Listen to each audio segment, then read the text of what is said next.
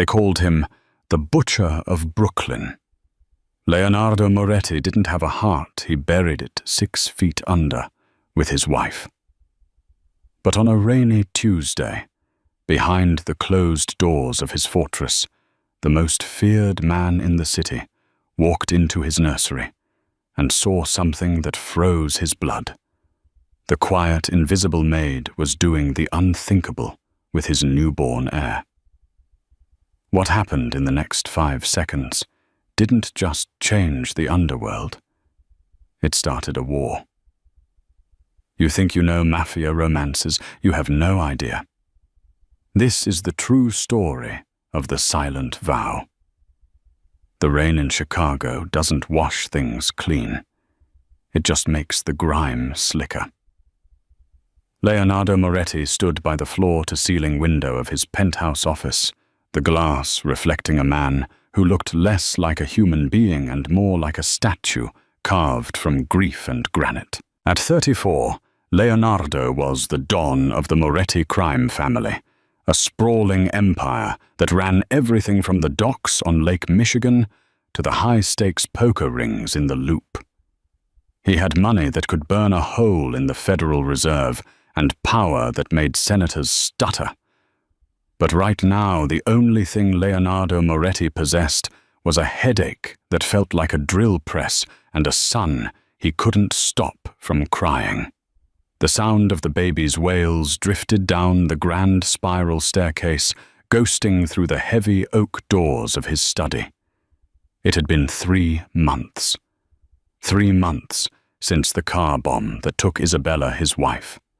3 months since the doctors had performed the emergency C-section that saved Leonardo his son, but left Leonardo a widower. "Boss?" A gravelly voice broke the silence. Leonardo didn't turn. He knew it was Salvatore Sal Tessio, his consigliere and right-hand man. Sal was old-school pinstripe cigars and a belief that emotions were a liability. "What is it?" "Sal." Leonardo's voice was a low rumble, devoid of inflection. "The shipment from the Rossi family. It's light. Again."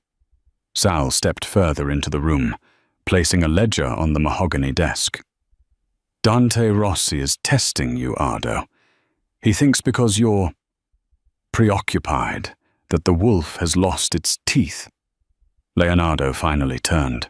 His eyes were dark, rimmed with the red exhaustion of insomnia. "Dante Rossi is a bottom feeder. Send a message. Burn his warehouse in the south side, the one where he keeps the import cars." Sal hesitated. "With respect, boss, we start a war now. With the baby. With the household in chaos." "The household is fine." Leonardo snapped the first crack in his armor, showing. "Is it?" Sal gestured toward the ceiling where the faint crying persisted. "The nannies are quitting, Ardo. That's the 3rd one this week. Mrs. Higgins walked out an hour ago. She said the boy won't take the bottle. She said the house feels haunted." Leonardo walked to his desk and poured a glass of amber scotch, drinking it neat. "Get another nanny. Pay them double, triple, I don't care. It's not about the money. The kid is starving, Ardo. He's rejecting the formula. He needs... Do not say it." Leonardo slammed the glass down the heavy crystal, cracking the surface of the desk. "Isabella is dead. She isn't coming back to feed him. Figure it out, Sal, or I'll find a consigliere who can." Sal nodded stiffly and left the room. Leonardo sank into his leather chair, putting his head in his hands. He was the king of the city, a man who could order a hit with a phone call, yet he was utterly powerless against a 7-pound infant who refused to eat. Leonardo hated the penthouse. It was too big, too quiet, and filled with memories of Isabella. Her scent still lingered on the curtain's vanilla and expensive jasmine. He avoided the nursery at all costs. Looking at Leo was like looking into a mirror of his own failure. The boy had Isabella's eyes.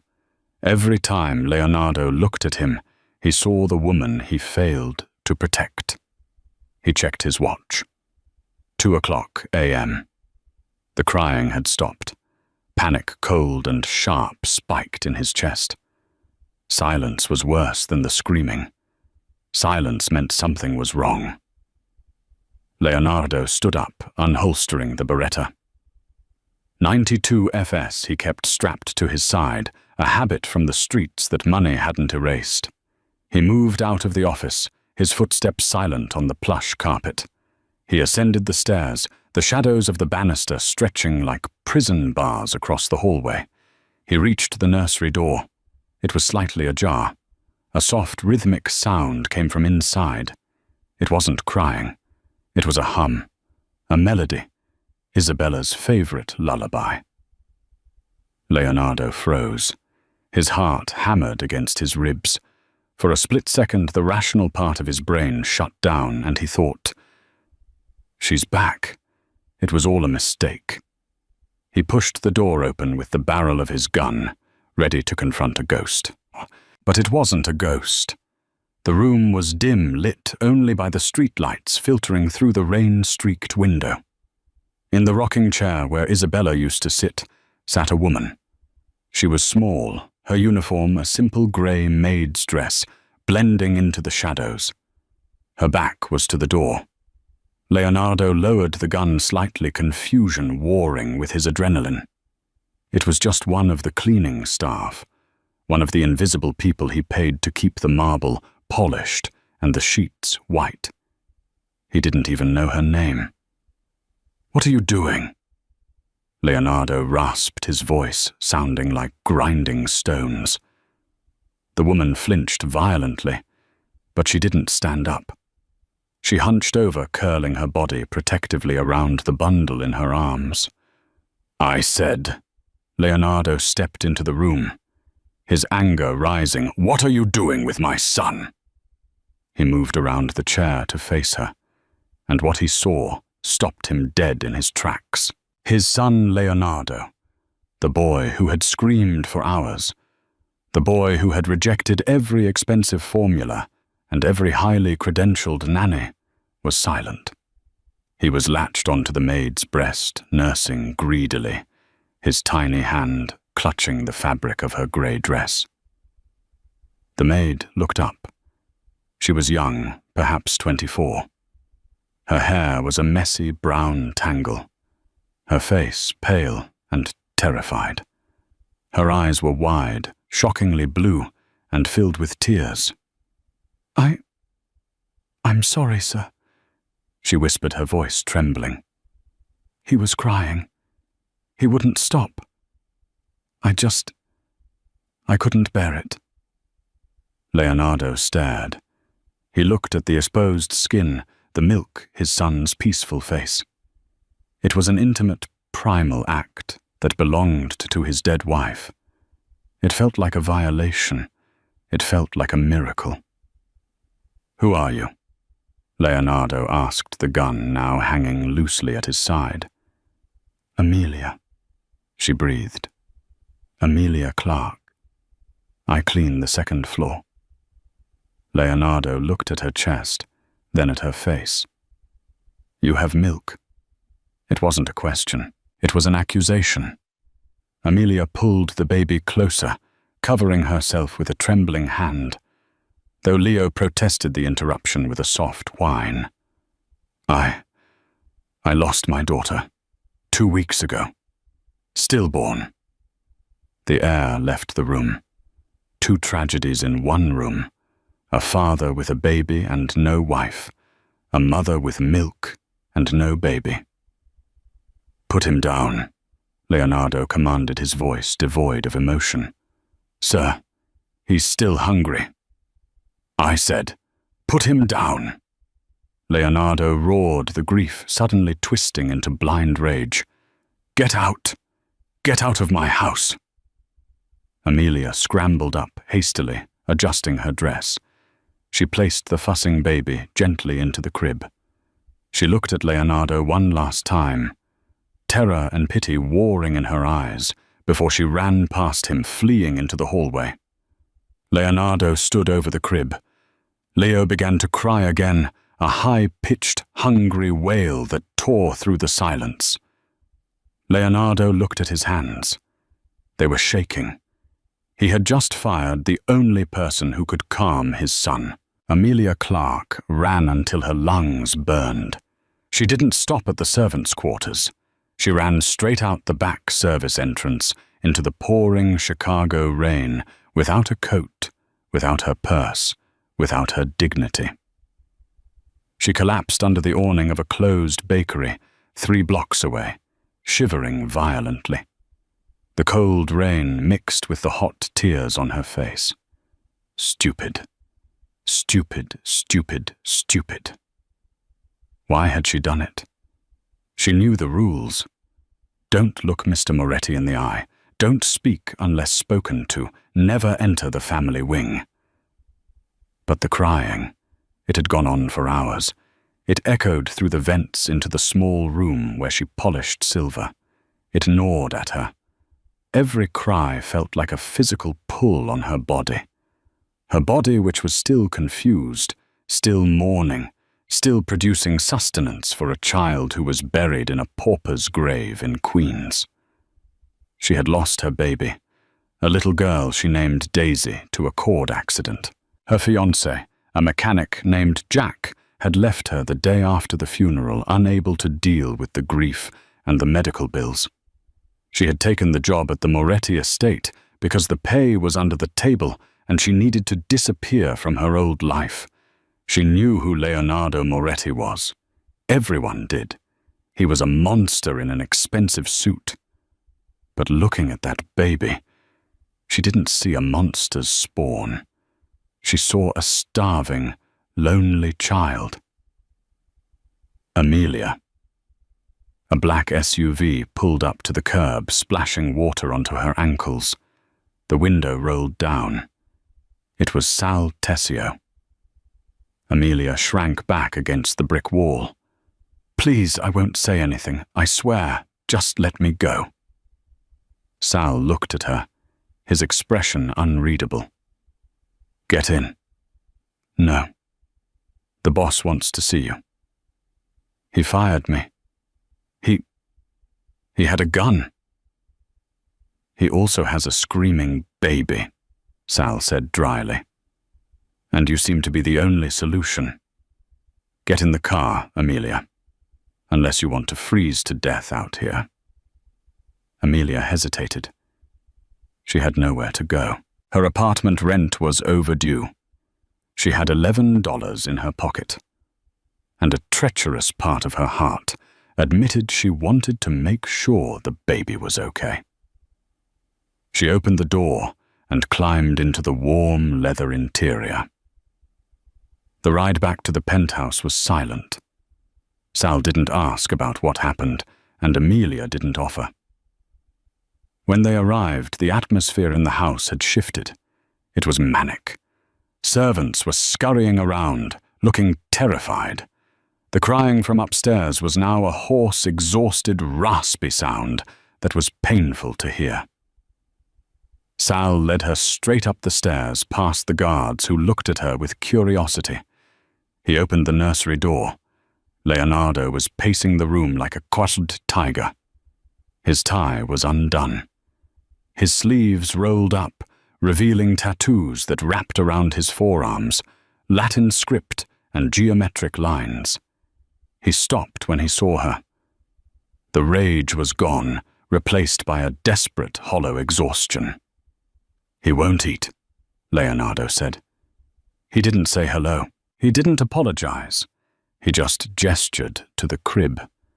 Amelia stepped forward cautiously. "Mr. Moretti?" "Leonardo," he corrected, though his tone was sharp. "My name is Leonardo." "Leonardo." She tested the name. It felt dangerous in her mouth. I'm not a wet nurse. I'm a maid." "I don't care about titles." Leonardo walked over to a side table and picked up a stack of cash. It must have been $5,000.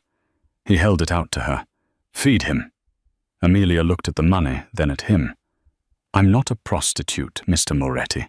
You can't just buy my body." Leonardo's eyes narrowed. "I am buying a service. My son is starving. You have what he needs. This is a transaction." "It's not a transaction to me." Amelia's voice rose, surprising even herself. It's grief. I lost my baby. Doing this, it hurts. It reminds me of what I don't have." Leonardo went still. For the first time, he really looked at her. He saw the dark circles under her eyes, the trembling of her hands, the fraying hem of her dress. He recognized the look in her eyes. It was the same look he saw in the mirror every morning. He slowly lowered the money. "I know," he said quietly. "I know what it is to look at a child and see a ghost." The vulnerability in his voice disarmed her. The monster was gone. This was just a father. Amelia walked past him to the crib. She picked up Leo. He was hot, his face red and blotchy. As soon as he felt her warmth, he turned his head, rooting against her chest. She sat in the rocking chair. She looked at Leonardo. "Turn around." Leonardo didn't argue. He turned his back, facing the window and the rain. Amelia adjusted her dress and let the baby latch. The silence that descended on the room was instant and profound. It was a holy silence. "Is he eating?" Leonardo asked to the window. "Yes," Amelia whispered. Tears pricked her eyes again, but they were tears of release. Her body finally had a purpose. The pain of her fullness subsided. They stayed like that for 20 minutes. The rain, the rhythm of the baby's breathing, and the two broken adults in the room. "You stay," Leonardo said, his back still turned. "Sir, you don't clean anymore. You don't scrub floors. You live here, in the guest suite next to the nursery. You take care of Leonardo." "Mr. Moretti, I can't." 10,000 a month, he interrupted. "Full medical, and privacy. No one bothers you. You answer only to me." It was a life-changing amount of money. It was safety. But it was also a trap. Living in the Moretti house. Being the Don's personal. What happens when my milk dries up?" Amelia asked softly. "When he doesn't need me anymore." Leonardo turned around then. He looked at her holding his son. For the first time in months, the knot in his chest loosened slightly. "Then we cross that bridge," he said. "But right now you are the most important person in this organization, Amelia Clark, because you are keeping the heir alive."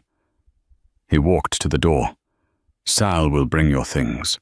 Welcome to the family." As the door clicked shut, Amelia looked down at Leo. He was asleep, milk-drunk and peaceful. "What have we gotten into, little one?" she whispered. She didn't know it yet, but she hadn't just accepted a job. She had walked into the center of a target. The transition from invisible maid to the most protected woman in Chicago was jarring. Amelia's new room was larger than the entire apartment she had shared with Jack. It had silk wallpaper, a bathroom with a soaking tub that looked out over the skyline, and a walk-in closet filled with clothes she hadn't bought. Sal had brought them the day after she moved in. "The boss doesn't want you wearing rags," he had said, dropping off garment bags filled with cashmere sweaters, soft cotton nursing tops, and jeans that cost more than a used car. Amelia felt like an imposter. She spent her days in the nursery, rocking Leo, singing him songs she had learned from her own grandmother and pacing the floor. The baby was thriving. His cheeks were filling out, the red blotchiness fading into a creamy, healthy, pale skin.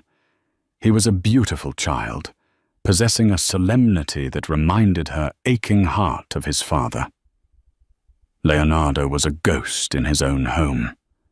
He left before dawn and returned long after she had put Leo down for the night, but his presence was everywhere. It was in the guards stationed at the end of the hall. It was in the fresh flowers that appeared on the nursery table every morning, white lilies, Isabella's favorite. It was a week before she saw him again. It was late past midnight. Amelia was in the kitchen searching for a glass of water. She was wearing one of the silk robes Sal had provided, a pale blue thing that felt like water against her skin. She turned the corner and nearly bumped into a wall of muscle. Leonardo stood by the open refrigerator, a bottle of beer in his hand. He was shirtless. Amelia gasped and took a step back, her eyes involuntarily raking over him. He was terrifyingly fit, a map of scars and muscle. A long, jagged scar ran from his ribs to his hip bone. A knife wound, she guessed. Another bullet pucker on his shoulder. He looked like a war map. I didn't know you were home, Amelia stammered, pulling the robe tighter around her throat. Leonardo didn't move. He took a slow sip of his beer, his eyes tracking her movement. He looked exhausted, the shadows under his eyes profound. "It's my house, Amelia," he said, his voice rough with fatigue. "I'm usually here, even when you don't see me." "I just wanted water." He reached behind him, grabbed a bottle of Pellegrino, and slid it across the marble island toward her. "How is he?" "He's good," Amelia said, grabbing the water like a lifeline. He smiled today, a real smile, not just gas. Leonardo's expression softened just a fraction. He smiled. "Yes, I was singing to him. You are my sunshine." He looked right at me and grinned. Leonardo looked away, staring into the dark living room. "Isabella used to sing that." The name hung in the air heavy and sharp. "I can stop," Amelia said quickly. "If it's too painful." "No," Leonardo interrupted.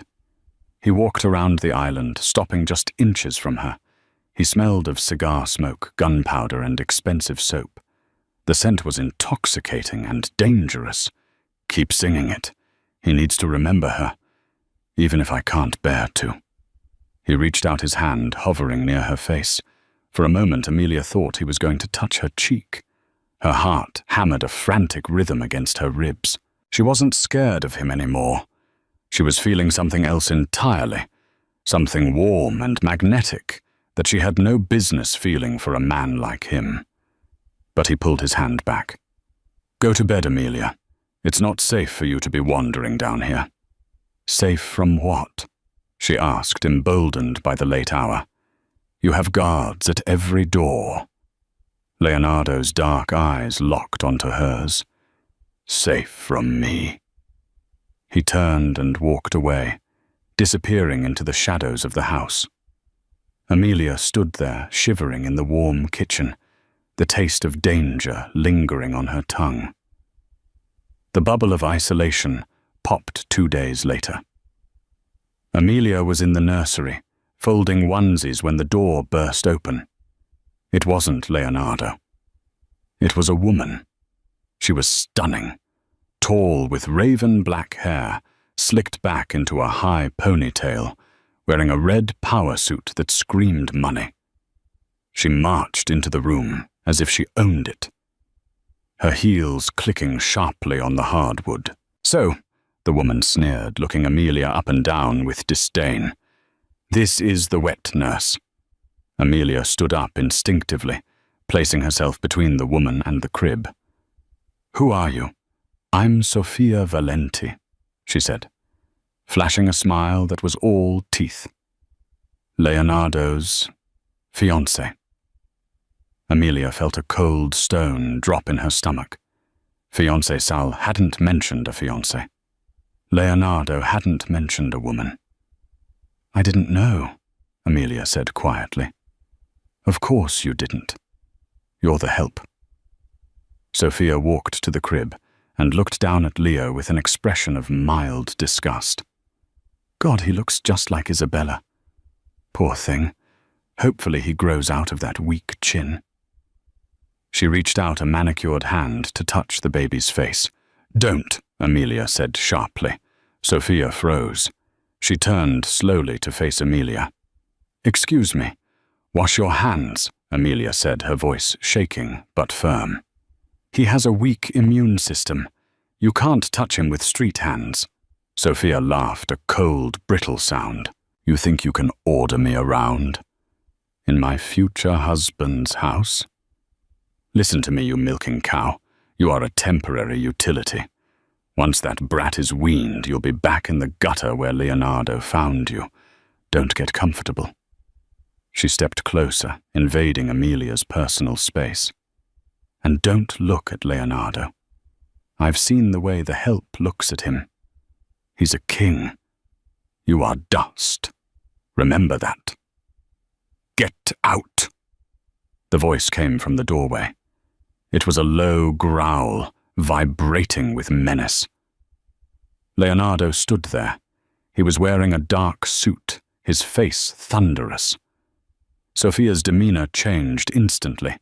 She spun around, a pout forming on her red lips. "Ardo, darling, I was just checking on the baby. This woman was being incredibly rude." Leonardo didn't look at Sophia. He looked at Amelia. He saw her pale face, her defensive posture in front of the crib. "I heard you," Leonardo said, walking into the room. He stopped in front of Sophia. "I heard what you called her." "Oh, please. It's just a joke. She's a paid employee, Ardo. Why are you so sensitive?" Sophia reached for his lapel. Leonardo caught her wrist. He didn't squeeze, but the grip was firm enough to make Sophia flinch. "There is no engagement, Sophia. There never was. Your father suggested an alliance. I declined, repeatedly." And Amelia is not the help," Leonardo continued, his voice dropping an octave. "She is the mother of my son right now. She feeds him. She comforts him. She gives him what I cannot. That makes her family. And in this house we do not insult family." Sophia yanked her hand back, her face flushing red with humiliation. "You're choosing a maid over the Valenti family." "My father will not be pleased, Leonardo. We control the unions. You need us." "I don't need anyone who disrespects my home," Leonardo snarled. "Toto will escort you out. If you ever step foot near my son or Amelia again, I will forget that I am a gentleman." Sophia glared at Amelia with pure venom. "This isn't over," she hissed. She stormed out, brushing past Sal, who was waiting in the hallway with a stoic expression. Leonardo exhaled slowly, adjusting his cuffs. He looked at Amelia. "Are you all right?" Amelia nodded, though her knees felt weak. "She said she was your fiancé." "She is delusional. Her father, Don Valenti, is pushing for a merger. I have no interest in remarrying." "She was right, though," Amelia whispered, looking down at her hands. "I am just a temporary utility." Leonardo closed the distance between them in 2 strides. He placed a finger under her chin and tilted her head up until she was forced to look into his obsidian eyes. "You are the only real thing in this entire God-forsaken life," he said fiercely. "Do not ever let them make you feel small. You hold the future of the Moretti family in your arms. That makes you a queen, Amelia, not a servant." The intensity of his gaze burned her. For a second, the air between them crackled with unspoken tension. Then Leo stirred in the crib, letting out a soft cry. The spell broke. Leonardo stepped back, the mask of the Don sliding back into place. But Amelia saw it now. The cracks in the granite. And she knew, with terrifying certainty, that she was falling in love with the Butcher of Brooklyn. 2 weeks later, the bubble burst violently. Leonardo needed his 3-month checkup. Dr. Aris, the family's private pediatrician, usually made house calls, but the specialized equipment needed for a heart murmur scan, a minor concern the doctors had flagged, was at the clinic in the Loop. Leonardo ordered a lockdown protocol. 3 cars, Leonardo barked into his phone as he paced the foyer. I want the armored SUV in the middle, decoy car in front. Sal, you drive the rear. Amelia stood by the stairs, clutching Leo in his carrier. She was wearing a simple navy dress and a trench coat. She felt ridiculous amidst the men in tactical gear holding assault rifles. Is all this necessary? She asked as Leonardo hung up. It's just a doctor's appointment. Leonardo walked over to her, checking the straps on Leo's carrier with obsessive detail. In my world, Amelia, the moment you step out that door, you are a target. Dante Rossi is still making moves. He knows I'm vulnerable. You're not vulnerable, she said softly. He looked up at her, his eyes dark. I am now. He ushered them into the middle SUV. The windows were tinted and thick bulletproof glass. Amelia sat in the back with Leo. Leonardo sat next to her, his body angled toward the window, scanning the street. His hand rested on his thigh, inches from his gun. The drive to the clinic was tense but uneventful. The city passed by in a grey blur of rain and concrete. The appointment went well. The murmur was gone. Leo was perfectly healthy. Amelia felt a weight lift off her chest. She was smiling as they exited the back of the clinic, heading toward the alley where the convoy waited. He's perfect, Amelia said to Leonardo, who was shielding her from the drizzle with a massive black umbrella. Dr. Auris said he's in the 91st percentile for height. Leonardo actually smiled, a real, genuine smile that crinkled the corners of his eyes. A giant, like his father. They were 10 feet from the car when the world exploded. A van screeching down the alleyway T-boned the lead car, sending it spinning into the brick wall. Metal screamed against metal. Ambush! Sal yelled from the rear vehicle. Gunfire erupted instantly. The pop-pop-pop of automatic weapons echoed off the narrow alley walls deafeningly loud. Leonardo didn't hesitate. He didn't drop to the ground. He didn't reach for his gun, not yet. He grabbed Amelia and threw her bodily into the open door of the armored SUV, shoving her down onto the floorboards. "Stay down!" he roared, slamming the heavy door shut. "Leonardo!" Amelia screamed, clutching the car seat, shielding Leo with her own body as bullets pinged off the armored glass like hail. Outside, it was chaos. Through the window, she saw Leonardo diving behind a dumpster, his Beretta drawn. He was firing with terrifying precision. 2 men in ski masks dropped. Sal and the other guards were returning fire, creating a wall of lead between the attackers and the car. But there were too many of them. A second van blocked the alley exit. Men with assault rifles poured out. They were wearing red bandanas, Rossi soldiers. "Get them out of here!" Leonardo yelled to the driver of their SUV, a young kid named Marco. "I can't!" "Boss, we're boxed in!" Marco shouted, panic edging his voice. A bullet shattered the side mirror. Marco cursed, ducking. Amelia looked out the window. She saw a man aiming a grenade launcher, a modified flare gun, at the car. Leonardo saw it too. He broke cover. It was a suicide move. He sprinted across the open pavement, bullets kicking up water around his feet. He tackled the man with the flare gun, just as he pulled the trigger. The flare went wild, spiraling into the sky. Leonardo pistol-whipped the man, 3 savage strikes that left the attacker motionless. But he was exposed. "Leonardo, look out!" Amelia screamed, though he couldn't hear her. A gunman on a fire escape took aim. Amelia didn't think. She didn't consider the bulletproof glass or the locks. She saw the man she loved, yes, loved, about to die. She scrambled up, unlocked the door, and shoved it open. "Behind you!" she shrieked. Leonardo spun around, raising his gun, and fired a single shot. The man on the fire escape tumbled down, landing with a sickening thud. But the distraction cost him. Another gunman, wounded on the ground, raised a pistol and fired. Leonardo jerked back, clutching his side. He fell to one knee. "No!" Amelia scrambled out of the car. "Get back in here!" Sal was screaming, laying down, suppressing fire. Amelia ran to Leonardo.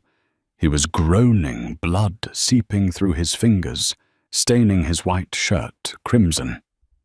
"You idiot!"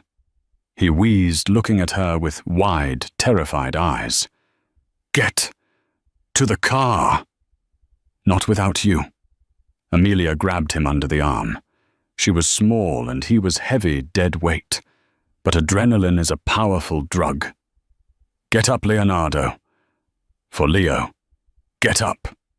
Leonardo gritted his teeth, a primal roar tearing from his throat, and forced himself up, leaning heavily on her. They stumbled back toward the SUV. Bullets whizzed past them, one tugging at the sleeve of Amelia's coat. They fell into the back seat. Sal, having abandoned the rear car, jumped into the driver's seat, shoving Marco aside. "Hang on!" Sal yelled. He threw the heavy SUV into reverse, slamming into the van behind them. The armor held. He floored it, scraping paint and metal, pushing the wreckage aside, and roared out of the alley onto the main street. They sped away, weaving through traffic, leaving the war zone behind. In the back seat, silence returned, heavy and smelling of copper. Amelia was trembling violently. She checked Leo. He was wailing, shocked by the noise, but unharmed. She turned to Leonardo. He was slumped against the door, his face grey. His hand was pressed to his abdomen, blood pulsing between his fingers. "Leonardo!" she sobbed, ripping off her scarf to press it against the wound. "You stepped out of the car," he whispered, his eyes unfocused. "I told you to stay down. You were going to die," she cried, pressing harder on the wound. "You were going to die and leave him alone." Leonardo looked at her. He reached up with a bloody hand and touched her face, smearing red on her pale cheek. "You saved me," he murmured, as if he couldn't believe it. "Why?" "Because," Amelia choked out tears, streaming down her face, mixing with his blood. "Because we need you." Leonardo's eyes fluttered shut. "Sal," Amelia screamed. "He's passing out, drive faster." Sal looked in the rearview mirror, his face grim. "I'm calling the private surgeon. We're going to the safe house. The penthouse isn't safe anymore. There's a rat. They knew our route." Amelia held Leonardo's head in her lap, stroking his hair, whispering prayers she hadn't said in years. "Don't you dare die," she whispered fiercely. "You don't get to quit. Not now." Leonardo Moretti, the butcher of Brooklyn, lay unconscious in the arms of his maid, while the city of Chicago wept rain against the windows. The war had officially begun, and Amelia was no longer a bystander. She was a combatant. The safe house wasn't a bunker. It was a fortress of glass and steel, hidden deep within the dense forests of North Illinois, 2 hours outside the city. It was designed to be invisible from the road, a modernist cube cantilevered over a rushing river. Sal drove the SUV straight into the underground garage. The metal door groaned shut behind them, sealing them in. "Get the medical kit," Sal shouted to the guards who were already stationed there. "Get Dr. Sterling on the secure line. Tell him we have a code red, abdominal wound, heavy blood loss." Amelia scrambled out of the back seat. Her dress was ruined stiff with drying blood that wasn't hers. She had Leo strapped to her chest in the carrier, his tiny body warm against her heaving heart. Leonardo was unconscious. 2 guards lifted him out of the car. He looked grey, his head lolling back, looking disturbingly like a fallen statue. "Is he?" Amelia couldn't finish the sentence. "He's alive," Sal said, checking Leonardo's pulse. "But barely. We need to get him to the infirmary. Upstairs. Now." They moved with practiced efficiency. Amelia followed her legs, trembling so hard she thought she might collapse.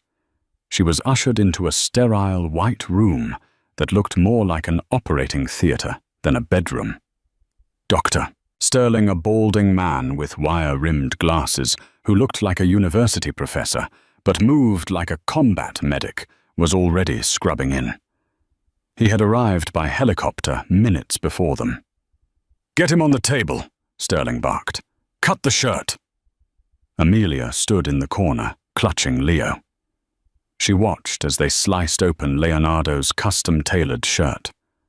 The wound was ugly, a dark, angry hole just above his hip.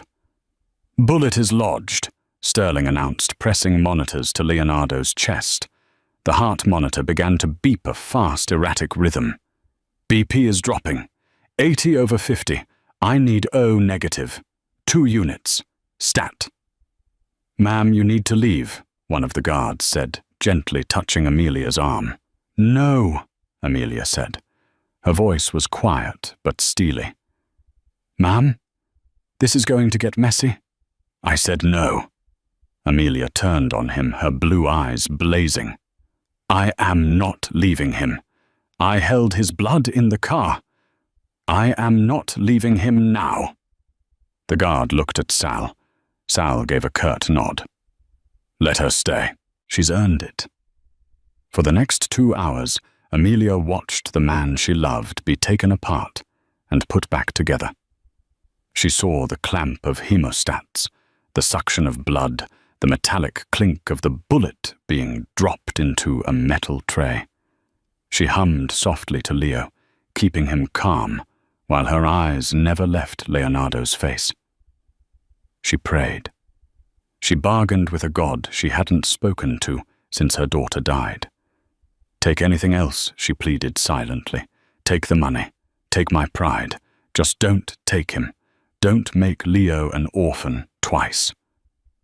"He's stabilizing," Dr. Sterling finally said, peeling off his bloody gloves. "The bullet missed the kidney by a millimeter. He's lucky, or he's too stubborn to die." Amelia let out a breath that was half sob. She walked over to the table. Leonardo was pale, hooked up to IVs and monitors, but the rise and fall of his chest was steady. "He needs rest," Sterling said. "He'll be out for at least 12 hours. I've given him a heavy sedative." Sal ushered the doctor out to debrief. The room quieted, leaving only the hum of the machines and the sound of the river rushing outside. Amelia pulled a chair next to the bed. She unstrapped Leo and nursed him there in the quiet aftermath of violence. "Look at your daddy, Leo," she whispered, stroking the baby's soft hair. "He fought for us. He's a warrior." Leonardo didn't wake up that night, or the next morning. Amelia didn't sleep. She paced the room. She washed her face in the ensuite bathroom, borrowing one of Leonardo's clean t-shirts from the closet Sal had stocked. It hung to her knees, smelling of cedar and him. Around noon on the second day, a fever set in. Leonardo began to thrash. His skin burned to the touch. He mumbled in Italian words thick with delirium. Isabella. No. The car. Stop the car. Amelia wrung out a cold cloth and pressed it to his forehead. Shh, Leonardo. It's okay. You're safe. He grabbed her wrist. His grip was surprisingly strong, his eyes flying open. But he wasn't seeing her. He was seeing ghosts. Don't leave me, he rasped, his eyes wild and glassy. Everyone leaves. Don't go into the dark. I'm not going anywhere, Amelia promised, leaning close, brushing the damp hair from his forehead. I'm right here. I'm staying. Amelia. His voice cracked. Recognition flickered in the haze of fever. Yes, it's Amelia. The baby. He's sleeping. He's safe.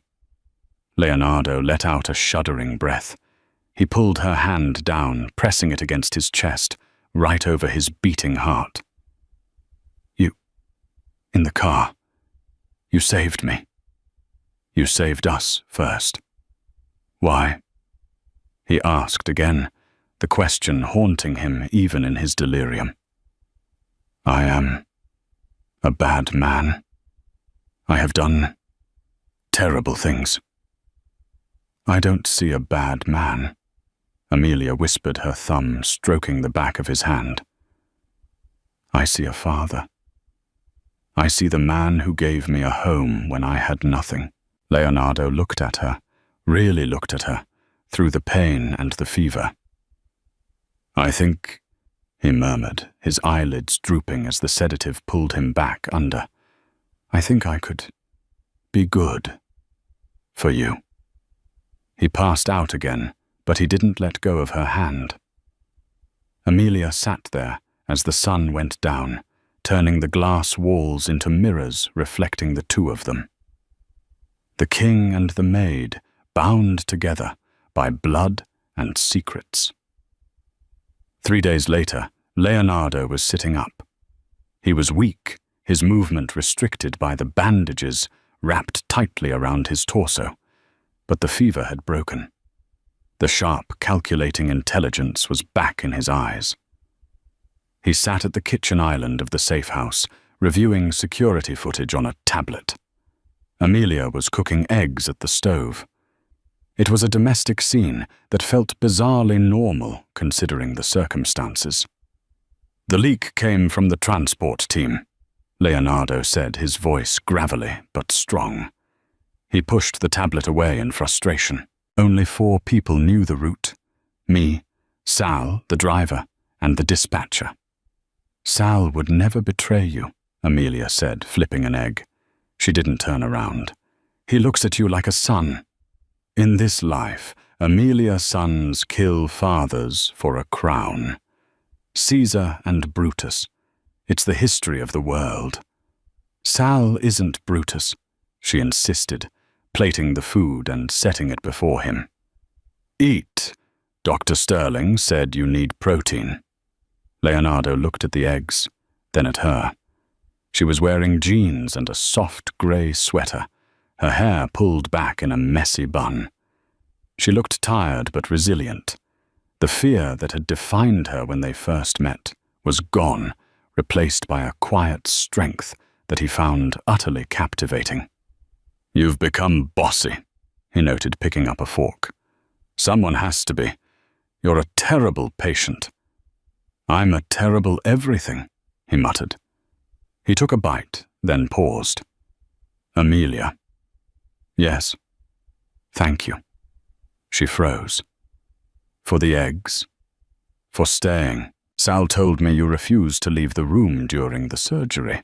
He told me you slept in the chair for 3 nights. Amelia blushed, turning back to the sink to hide her face.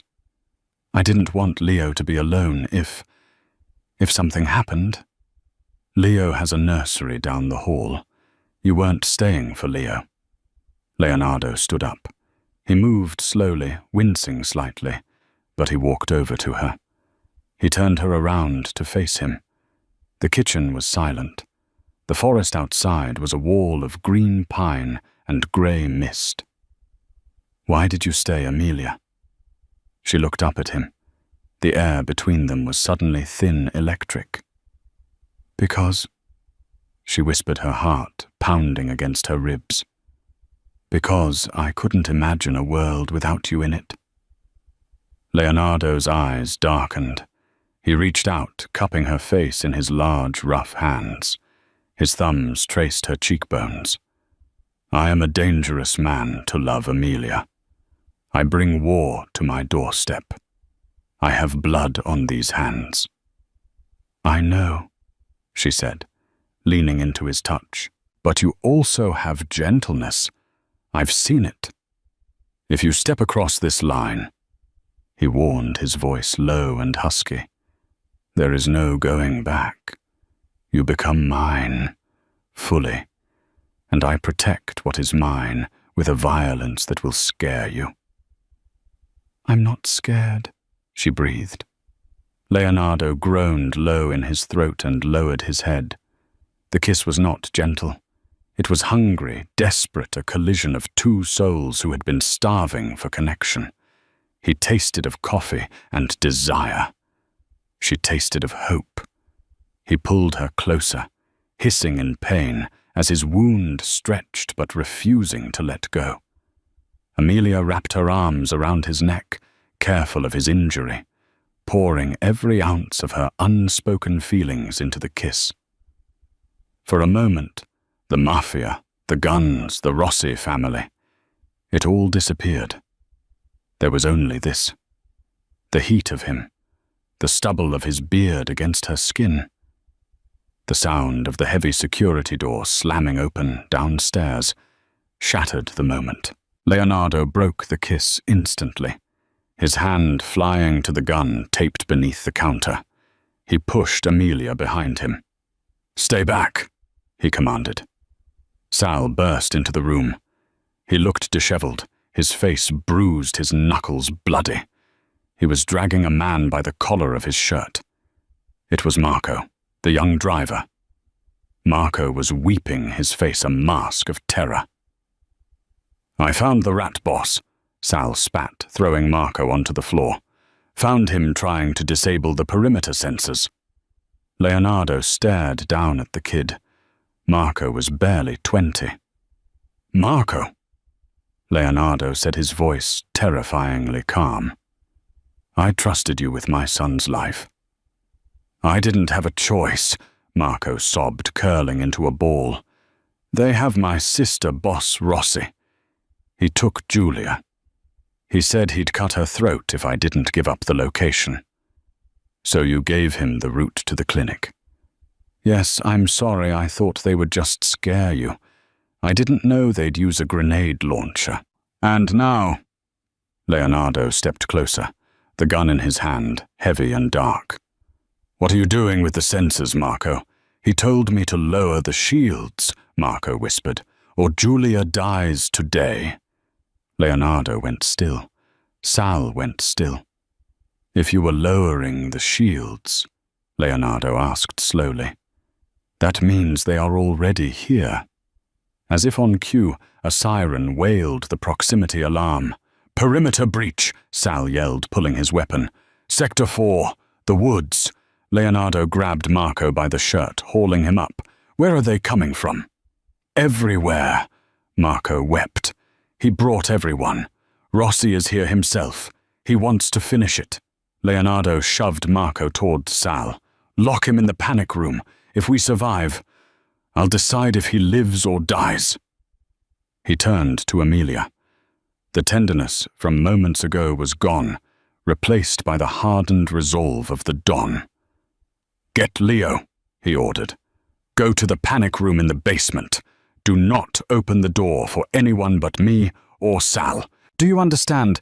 Leonardo, you can't fight. Amelia grabbed his arm. Your stitches. "I can fight," he said, checking the magazine of his gun. "And I will, because you are in this house." He kissed her forehead, a hard, quick seal of a promise. "Go." Amelia ran. She sprinted down the hall to the nursery, grabbed Leo from his crib, and clutched the diaper bag. As she ran toward the basement stairs, the first window shattered. Crash! A canister of tear gas rolled across the living room floor, hissing white smoke. Gunfire erupted from the tree line. The glass walls of the house, designed to let nature in, were now shattering inward, exposing them to the wolves. Amelia reached the heavy steel door of the panic room. She threw Leo inside, then turned back. She saw Leonardo taking cover behind the kitchen island, firing 2 rounds into the smoke. She saw Sal overturning a heavy oak table for cover. And then she saw the silhouette of a man stepping through the broken glass doors. He was wearing a long trench coat and smoking a cigar. Dante Rossi. "Leonardo," Rossi's voice boomed, jovial and terrifying. "I heard you were dead. I came to pay my respects." Amelia slammed the panic room door shut and locked the bolts. She was safe. Leo was safe. But the man she loved was upstairs, wounded and outnumbered, locked in a cage of glass with the devil himself. She slid down the wall, clutching her baby, and listened to the war begin above her head. Inside the panic room, the air was recycled and cold. Amelia clutched Leo to her chest, her eyes glued to the monitors. On the screen, the living room was a haze of smoke and flashing gunfire. "Give it up, Ardo." Dante Rossi's voice sneered through the speakers, distorted but dripping with arrogance. "I have 20 men. You're bleeding out. It's over." Leonardo didn't answer. On the grainy black and white feed, Amelia saw him reach for a panel on the wall. The smart home controls. The lights in the house died instantly. On Amelia's screen, the view shifted to a ghostly green infrared. To Dante and his men, the world had vanished into total darkness. To Leonardo, it was a hunting ground. He moved like a phantom. He didn't run away. He ran toward them. One by one, Dante's mercenaries fell neutralized by a shadow they couldn't see. Sal joined the fray from behind an overturned table covering Leonardo's flank. It wasn't a battle. It was a surgical dismantling. Finally, only Dante remained. He stood in the center of the shattered living room, spinning wildly with a flashlight, panic etched on his face. "Face me!" Dante roared at the shadows. "Come out and die like a man!" Leonardo stepped into the beam of light. He was bloodied, his shirt torn, his bandages seeping red, but he stood tall. Dante grinned, leveling his gold-plated Desert Eagle at Leonardo's heart. "Goodbye, King." Click. Dante frowned. He pulled the trigger again. Click. "You count bullets, Dante?" Leonardo asked, walking steadily toward him. "I do. You fired 7 at the ceiling, 1 at the window, and you missed me twice in the alley." "I have a reload." Dante fumbled for a magazine. He was too slow. Leonardo closed the distance and drove his fist into Dante's jaw. The gun clattered away. Dante crumbled, spitting blood. "Wait, Ardo." Dante scrambled backward toward the broken glass doors. "We can make a deal, half the territory." Leonardo stood over the man who had threatened his son. "You don't make deals with ghosts," he said coldly. With a savage kick, Leonardo sent Dante sliding backward over the edge of the cantilevered balcony and into the raging river below. The water swallowed the scream instantly. Silence returned to the glass house. Amelia overrode the panic room locks and sprinted upstairs. Leo strapped to her chest. She found Leonardo slumped on his knees amidst the glass shards, Sal pressing a cloth to his side. Leonardo. She dropped to the floor beside him. "I'm fine," he wheezed, though his face was paper white. He reached out a trembling hand to touch her cheek, then Leo's foot. "Is he safe?" "Yes." Amelia sobbed, tears mixing with the rain blowing in. "We're all safe." Leonardo let out a long exhale, resting his forehead against hers. The war was over. "Then take me home, Amelia.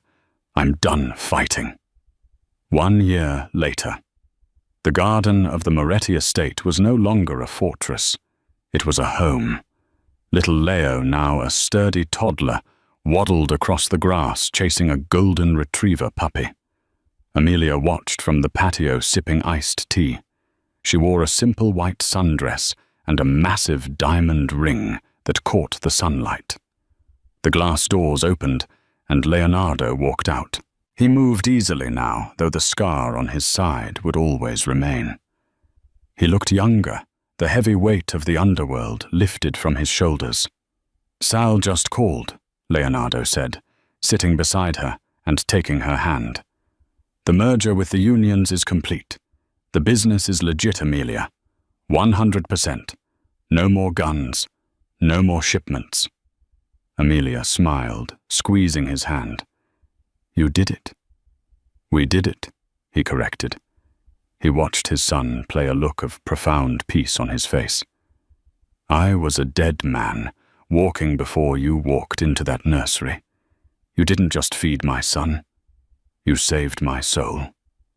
"I was just doing my job," she teased softly. "Best mistake I ever made." Leonardo kissed her knuckles. "We never had a real wedding. Just the courthouse papers to keep you safe. But I want the world to know. I want to stand up and make a vow that has nothing to do with silence." He leaned in his dark eyes, full of love. "I want to promise to love you until the last star burns out." Amelia smiled against his lips. The widow, the maid, and the baby, they were a strange, broken mosaic that fit together perfectly. "I think," she whispered, "I'd like that very much." And that is how the Butcher of Brooklyn was tamed not by a bullet, but by the bravery of a woman who had nothing left to lose. Leonardo Moretti learned that the strongest power in the world isn't fear, it's family. I hope you enjoyed this roller coaster of a story. Now I have a question for you. If you were Amelia, would you have stepped out of that armored car to save him? Or would you have stayed hidden? Let me know your answer in the comments below.